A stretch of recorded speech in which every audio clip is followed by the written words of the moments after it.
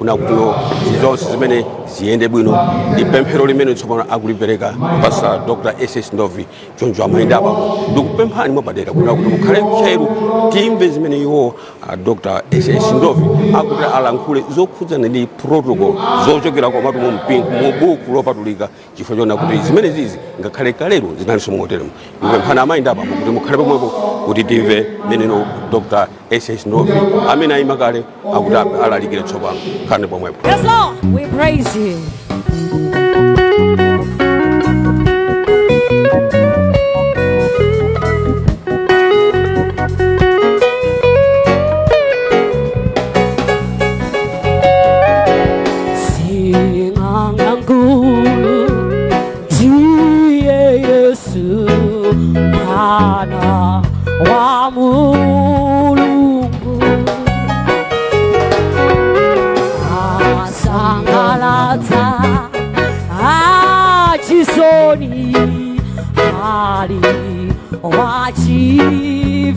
Take it out, Apostle. Zina la Yesu ndilo boma. Zina la Yesu. Zina la Yesu. Zina la Yesu. Pambana, pambana. Zina la ke la pambana. La kuboma Yesu ine.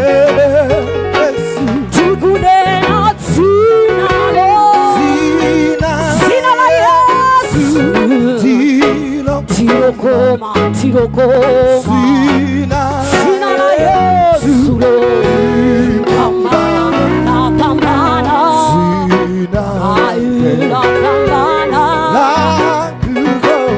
hallelujah hallelujah.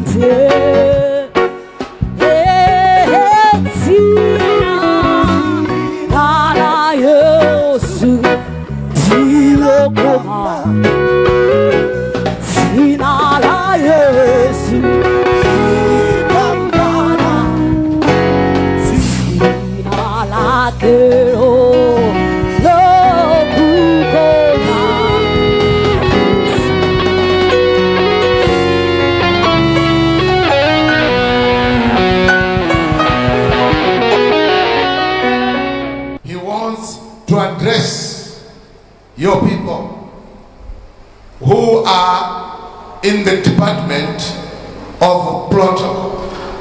My father, I know you gave him that this church, it must be spearheading revival. Yeah. Here and beyond. And this is part of it. Because in Malawi, according to my knowledge, it is the first time and the first church which you brought this kind of department, that the people can know apart from the government, how they do things, but we are talking about the church of Jesus. And I pray, Lord, that give them ability from today onward.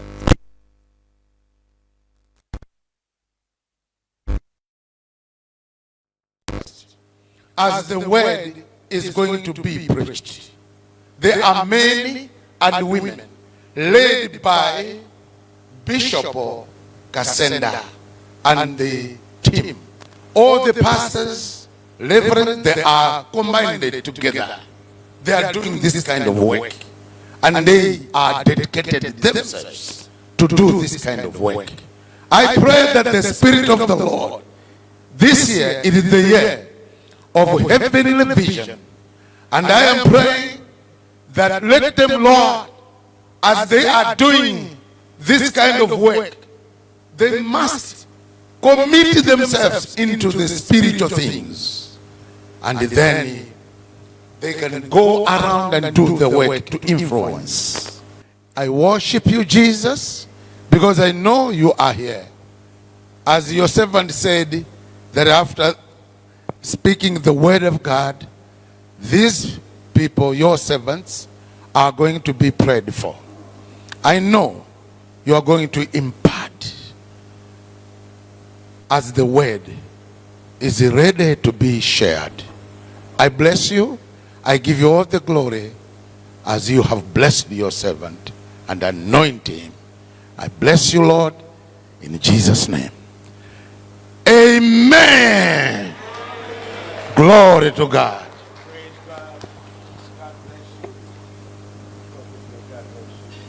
You may sit down. God bless you. mukoso okhala pansi mulungu akudalitseni.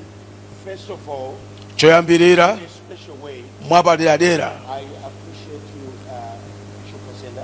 ndikukuyamikirani inu a Bishop Kasenda ndi amayi. You have always been doing this. inu mwakhala nthawi zonse mukupanga zimenezi, You are committed. ndinu munthu wodzipereka, All your life is that in your way. ndipo moyo wanu wonse ntchito yanu yakhala mmene mwachitirapo. The most beautiful thing is that now Bishop Kasenda is starting a change. Koma chinthu chabwinonso kwambiri nchonera kuti tsopano a Bishop Kasenda akubusa mpingo, And his church is in Kabula. ndipo mpingo wawo uli ku Kabula, And I've been to his church. ndipo ndakhala ndili ku mpingo wawo. And may God bless you, Bishop. Mulungu akudalitseni a Bishop. Tremendous work you are doing, Kabula Church there. God bless. And I would like also to thank God because I have been reminded, you know, when Jambo are you a pastor or a, Kodi achambo ndino abusa sopano? eh? Ya abusa sopano. Kwa Bishop, yeah. This man, even with Bishop was He's a very old man. He would have been a bishop.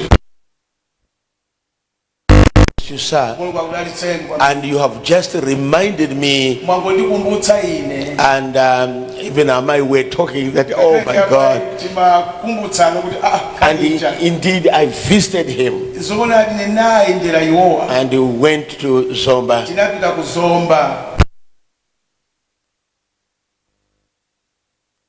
Good times I was in Zomba. Ndiye mmene mayankhula muja mandikumbutsa nthawi yabwino imene inachita kuzomba. Because I used to visit Zomba. Pazomba ine ndinkapitapitako. From the time I visited him Kuyambira tsiku limene ndinawayendera iwowa. at their home and the dad and everyone, Kumudzi kwawo then kaita makolo I wawo. began to visit.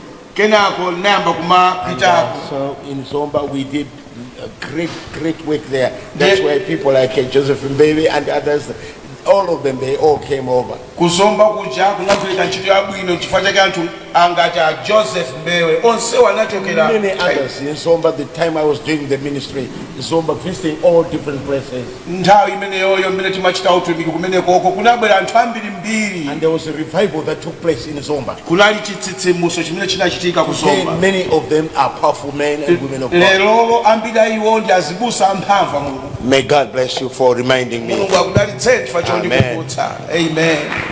And and the whole committee. komanso komiti yonse. May the Lord bless you. You amaze me. You amaze Amai. Mulungu akudalitseni mwatidabwitsa kwambiri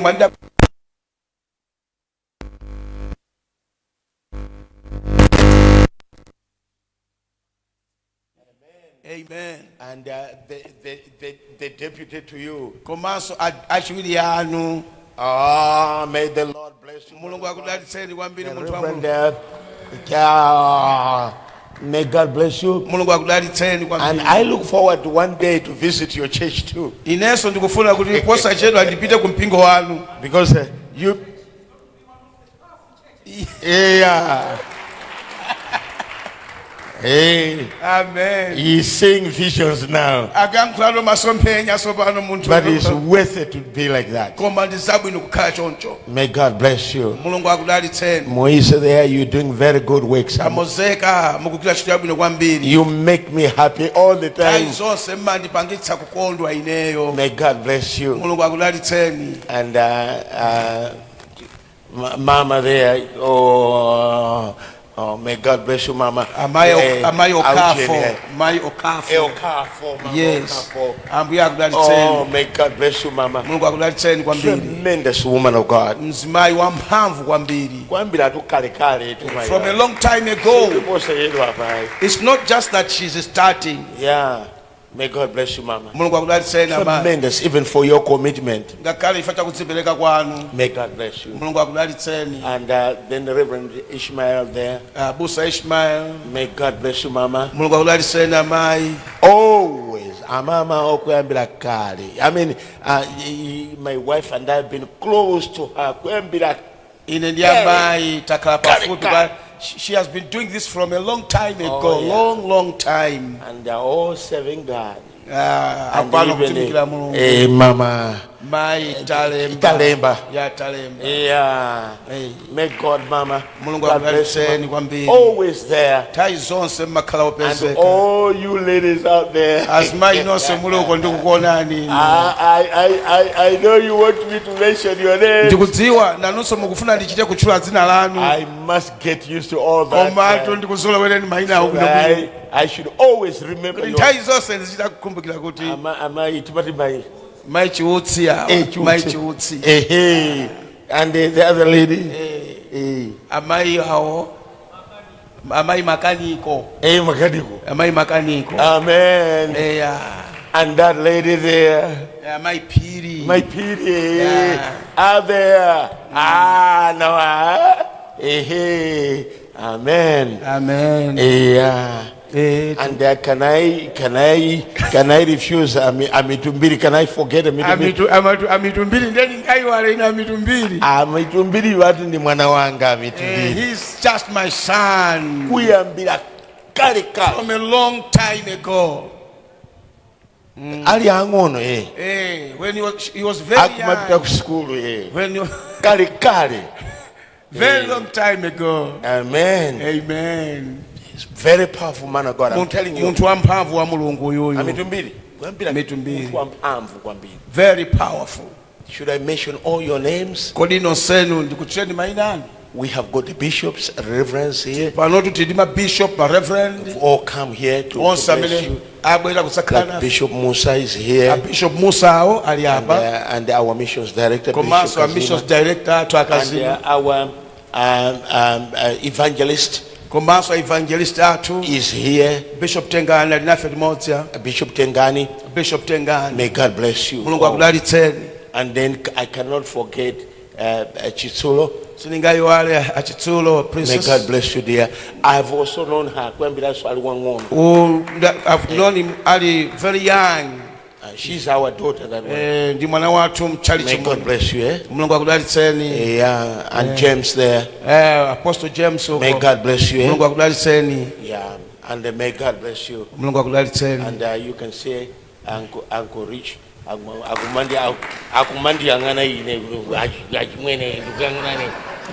Bishop Richard Ndovi akumayangana kuti that's my young brother there. Simukulichula bwanji ngono wanga uyu.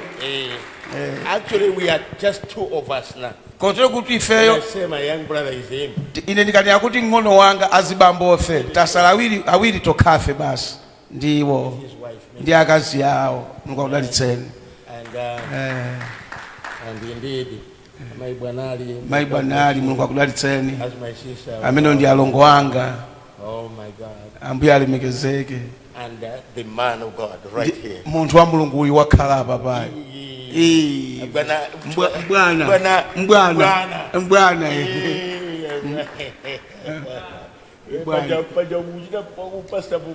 likubula in mulanje. Come on, give him a good clap. Tenti aombere mmanja. Amen. And I was looking at Bishop Manda and Mama Manda. Ndiye ile ndimayangana a Bishop Manda ndi Mai Manda. And I was saying, how does it feel? How do you feel that now you know this is the bye-bye. Ine kumati kodi Bishop Manda bye-bye wacha atakhala ngati ameneyo. Kodi ungafune kupita munthu. And amen. But and Bishop Chilambo and Mama, Bishop Chilambo ndi ama, they are the ones who are going to miss you even more. Iwo watu amene akusoweni kwambiri because they have been working with you. Chifukwa iwo wagwirana ntchito limodzi. And the whole team, protocol team yonseyi abusana na amene wamagwirana ntchito. And even Bishop Chilambo, may God, can you stand? Bishop Mungu aweva. They are moving to Lilongwe and they'll be looking after the center region. Amen.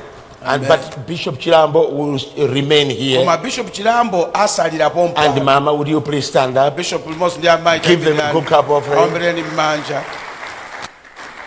And they'll be working together with Bishop Mateo. May the Lord bless you. And the prophet is always there for us. Father, may the Lord bless you, prophet. So at least you know that we are all there for you. And the Lord is going to bless you all. So when I finish sharing, prophet, I want you to that we can pray for people. Amen. And I myself, it is a blessing for us to be with you. And together with our son Stephen and our daughter Rebecca. May the Lord bless all of you. And thank you for honoring us in every way. Amen. Amen. Now, I said I want to talk to you for a very short time. And if there are certain things you would like to note down, you can note down. But I'm talking about the protocol. And I'm going to use one man to be the shining example for everyone in the protocol. Protocol people are not simple people. And the protocol teams are the people that whom God used so much in the world. They never end on the position of a protocol. They always end up into the full-time ministry. And some of them end up traveling to many countries and many places and do great work of God. All the great men that you hear about, whether you hear about Kenneth Hagin, Kenneth Copeland, or you hear about all these powerful men, at one time they served as protocol. And some of them were drivers, and some of them were pilots. They would fly planes, and the others were in different jobs. Some of them were businessmen, businesswomen. But everyone who served amene in the anatumikira church of God, mu mpingo wa mulungu to support the church, kuthandizira mpingo to minister to the men of God. kutumikira kwa azitumiki a mulungu They all became something wonderful, amazing. nawonso anadzafika pokhala These scriptures quickly ndiye munthu amene ndikufuna kuti tione malemba msangamsanga is about Timothy. ndi munthu otchedwa I would timoteyo like to use Timothy as an example ndikufuna ndigwiritse ntchito timoteyo ngati chitsanzo because it was not only Timothy chifukwa sanali timoteyo yekhaya that was in the protocol. amene anali mu protocol There was Titus, kumene kunali Tito and there was Silas. kunali Sila All of them, onsewa they were in the teams of protocol. anali m'magulu a protocol And some of them, they saved, they worked with Apostle Paul. ndiye ena iwo anagwira ntchito limodzi ndi mtumwi Paulo. Their job ntchito yawo was to do protocol. inali yochita za dongosolo And they would protocol do ushering as well. ndikumathandiza anthu mchalichi. That was what these people were doing. zimenezi zimene anthu awo amachita. In 2 Timothy, timoteyo wachiwiri and I want us to look at verse number 5. ndiye ndikufuna tione ndime ya 5. There is a scripture that I want us to look at, this verse 5 and 6 and 7. pamenepopo pali lemba limene ndikufuna kuti ife tione And listen carefully. ndiye mvetserani bwinobwino. It says, when I call to remembrance akunena kuti pamene ndinakumbukira the genuine faith chikhulupiriro chenicheni that is in you. chimene chili mwa iweyo. These are people Apostle Paul is remembering them. awa ndi anthu amene mtumwi Paulo akuwakumbukira. Timothy is being remembered. timoteyo akukumbukiridwa. I remember you ine ndikukukumbukira iwe about the genuine faith za chikhulupiriro chenicheni that is in you, chimene chili mwa iwe which dwelt first in your grandmother chimene chinalinso poyamba mwa agogo ako Lois Aloisi akazi and your mother ndi mayi ako Eunice. Eunice. And I am persuaded ndipo ine ndakakamizika is in you also. kuti chikhulupiriro chimenecho chili mwa iwenso. So when we are talking about when we are talking about Timothy, ndiye tikamakamba za timoteyo we are talking about a young man tikukamba za wachinyamata who was a protocol person, amene anali wa protocol who saved Apostle Paul amene anatumikira mtumwi Paulo and was walking with Apostle Paul amayenda naye mtumwi Paulo wherever Apostle Paul went. kulikonse kumene mtumwi Paulo anapita. And it's good that you have put it on the screen there. ndipo ndi bwino kuti mwayika pa chionetsero. I like it that way. ine ndimakonda It makes choncho it easier for me to explain to you. zimandipangitsa ndikhala zophweka kuti ndifotokoze. It says, when I call to remembrance the genuine faith akuti ndikakumbukira za chikhulupiriro that is in you. chimene chili mwa In iwe. other words, Timothy had a genuine faith. kuti kuti timoteyo mwa iye munali chikhulupiriro chenicheni. He believed in God. anakhulupirira mwa mulungu. And then Apostle Paul says, ndiye kenako mtumwi Paulo akuti this faith which you have, chikhulupiriro ichi chimene uli nachochi it first dwelt in your grandmother. choyambirira chinakhalanso mwa agogo ako akazi. And your grandmother is Lois. ndipo agogo ako akazi dzina ake ndi Lois. Even their names are mentioned. ngakhale tu mayina ake It anthu was in your akutchulidwa grandmother Lois. akuti mwa agogo ako akazi And he Lois. says, and in your mother Eunice. akunenso kuti mwa amayi ako Eunice. That's why Timothy became a powerful man. ndifanyike timoteyo anakhala munthu wamphamvu Because he had a grandmother, chifukwa anali ndi agogo and he had a brother and a mother, his mother. analinso ndi mayi yake. And all of them had genuine faith. onsewo anali ndi chikhulupiriro cha mphamvu Because he chabwino. says, now, and I am persuaded is in you also. chimenenso nditsimikizika mtima kuti chili mwa iwenso. I know you. ine ndikukudziwani. You haven't started with me now. iniyo sikuti mwayamba ndi ine panopo iyayi. You have always been with us. nthawi zonse mwakhala nafe limodzi. You are all growing up. nonsenu mukukula. When Living Waters was started, Living Waters imene imayambidwa until now, mpaka na pano it is 39 years. panopa ndi zaka 39 tsopano. Like the way Moise here, he said that. monga mmene amozeka amanenera. Mozeka He said, ananena kuti I was born ine ndinabadwa 1985. 1985. And that's true. ndipo zoona zimenezo. Because I too have a daughter. chifukwa inenso Amaya and I we have a daughter born 85. tili ndi mwana amayi ndine amene anabadwa 1985. And we see them today. ndiye lero tikaona lero They're 39 years. zaka 39. We are coming from very far. ife tidachokera kutali.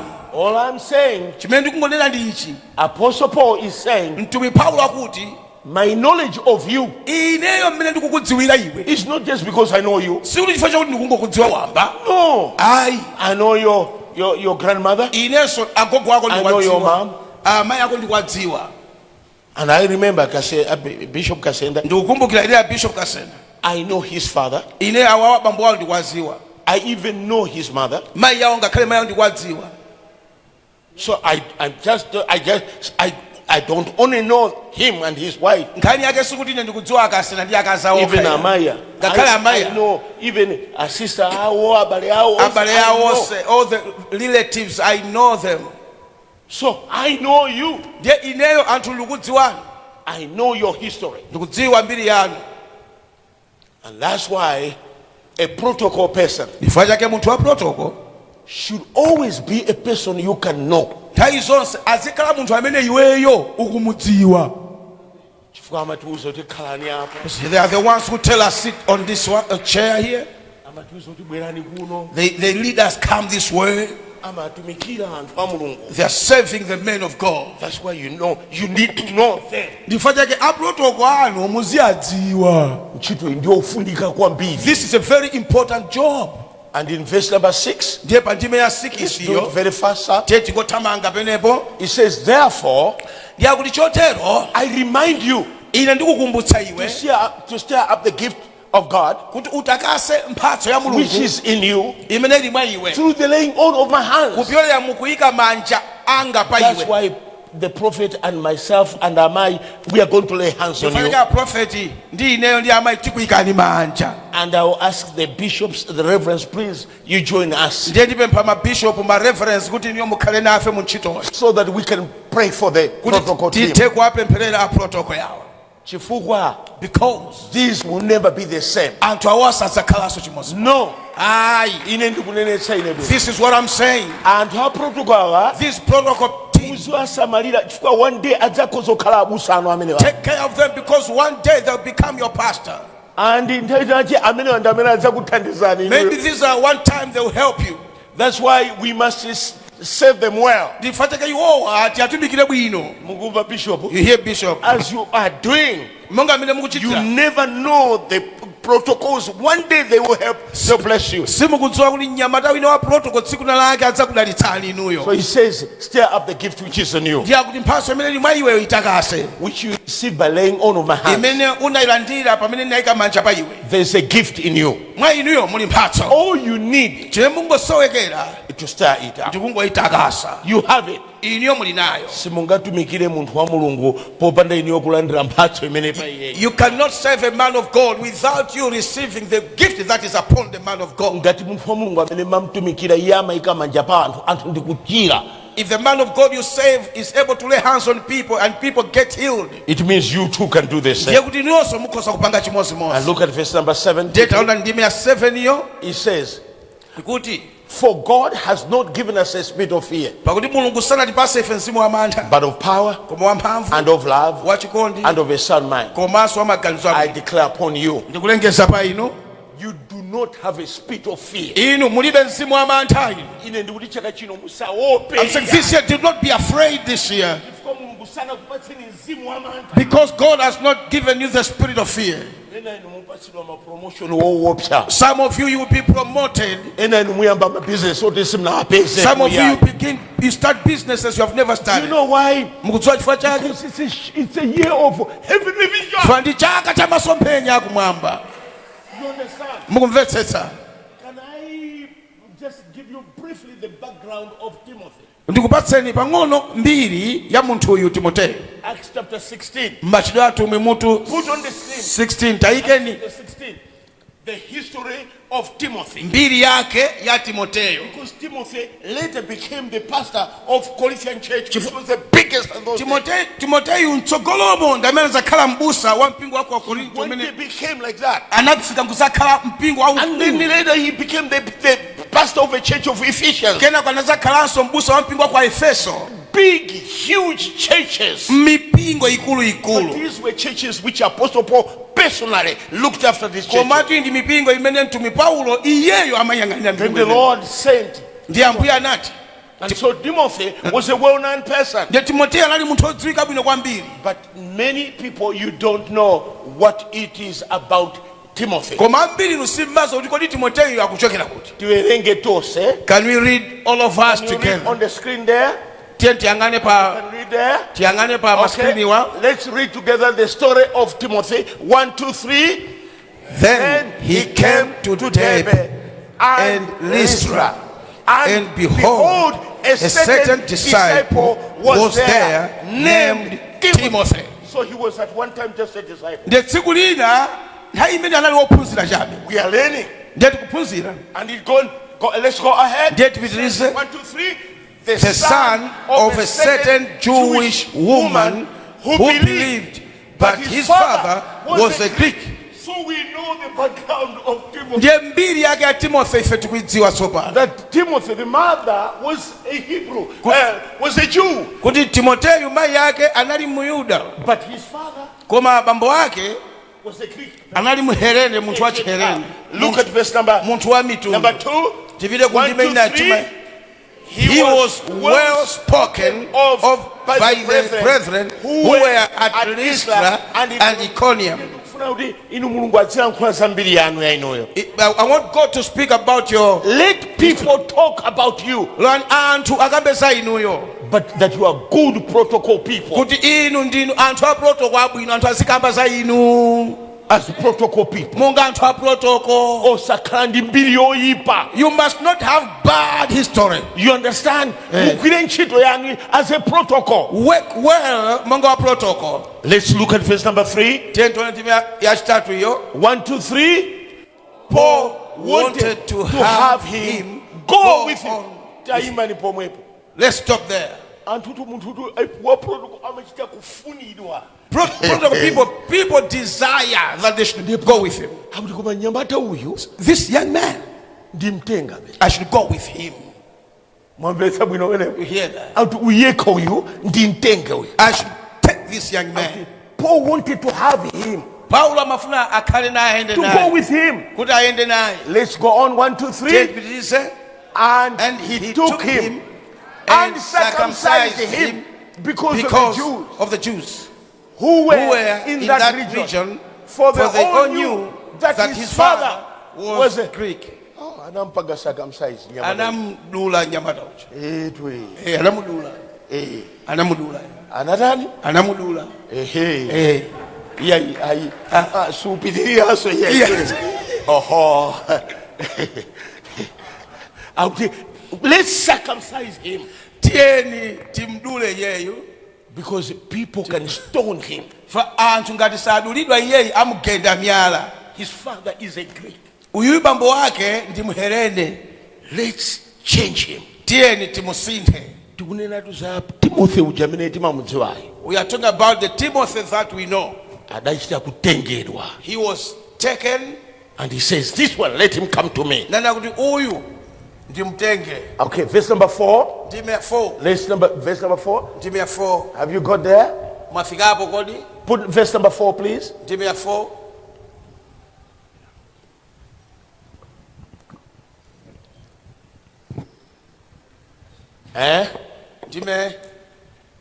We have read verse number 3. Can we go to verse number 4? Yeah, 4. Yes. Verse number 4. Verse number 4. Kapena. Tiwigeni manja kapena. Kapena mukufuna kuti tichite. Ingo kwikani manja. Akulu. Kapena ango werenga Reverend Mandela. God, can you read verse number 4? Verse. Yabwera soba. Yabwera. Okay. Look at that one. Verse number 4. 1, 2, 3. And as they went through the cities, they delivered to them the decrees to keep, which were determined by the apostles and elders at Jerusalem. Wow. Come on, look at me. You will be promoted, some of you. You do the work of God. you have the anointing which is on Paul is upon you. Kudzoza kwa Paulo kuliso pa inuyo. You are like a Timothy. Muli ngati Timoteyo inuyo. To do the work of God, you don't have to be called an apostle. Kuti ugule ntchito ya Mulungu munthu, sindiye kuti anthu azikunena kuti ndiwe apostle. Sikutiso kapena anthu azinena kuti ndine prophet. Kapena mlaliki. Or to be a pastor. Kapena mbusa. Or a teacher. Kapena mphunzitsi. But you are a protocol. Koma inuyo ndinu munthu wa protocol. And your leader is Bishop Kasenda. Ndiye atsogoleri ndi Bishop Kasenda ndi amayi. And Bishop Kasenda lero sitting on Bishop. Bishop Kasenda sopano panotu munakwezedwa ndi Bishop. The way God moved Timothy to become a great man. I'm saying this, mene Mulungu anamusunthira Timoteyo kudzafika kuti akhale munthu wamkulu. Timothy became the biggest man. Timoteyo anakhala munthu wamkulu kwambiri. There were people like Silas. Kunali anthu ngati Sila. And there were people like Titus. Anthu ngati Tito. But all of them, they were great people. Koma onsewa anali anthu amphamvu. But Timothy became the best one. Koma Timoteyo anali anointed one. Anali wabwino kwambiri wamphamvu odzozedwa muchina iliyonse. So I wanted to encourage every one of you. you that this year is your year. It is a year of the heavenly vision. Some of you begin to see visions. When you sleep, you see visions. Some of you, you'll be troubled in your heart. You'll be seeing yourself doing this and that, this and that. It's the year of the heavenly vision. God is calling those who are able to do the work of a protocol and to carry the Bibles of the savor men of God here. Take them to places where you need to take them. And the Lord will never put you to shame. And the Lord is going to bless you. I'll ask the prophet to come. And the mama, are you able to come? Okay. And the bishops. My bishop, Bishop Manda, Bishop Musa. Just the bishops. My bishop uno tabela kusokolo kuno. My bishop Berani. Bishop, please come, Bishop. Bishop Kasenda. Just come.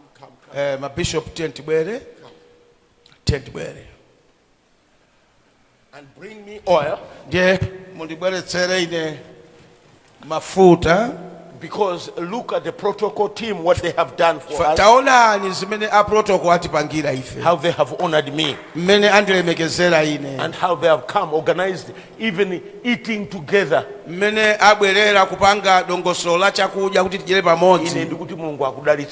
am saying may God bless you. And when you go back, may you go with a wonderful anointing on your life this year. For 1 month. Some of you have fasted for 30 days. 30 days. You have fasted. January. You have fasted. Is that right? Now I am saying as we are entering into March, a few days it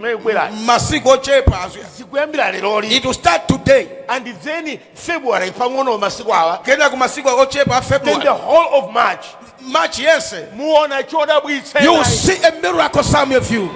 God will do a miracle to you. Do you hear what I'm saying?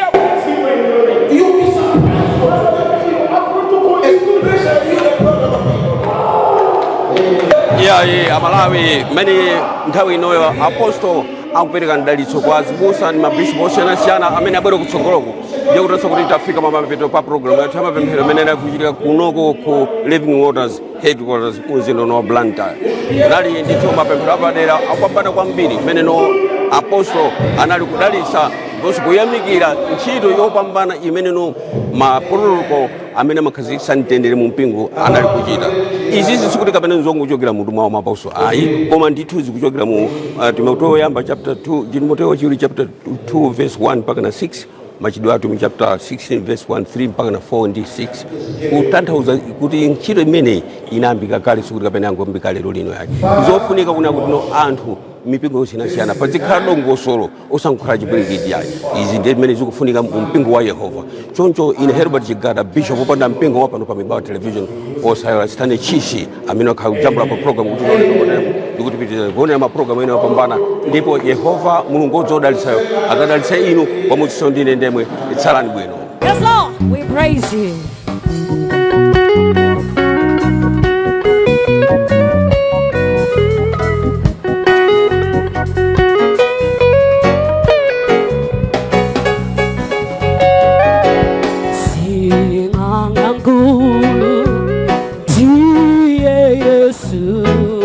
Mwana wa Mulungu asangalatsa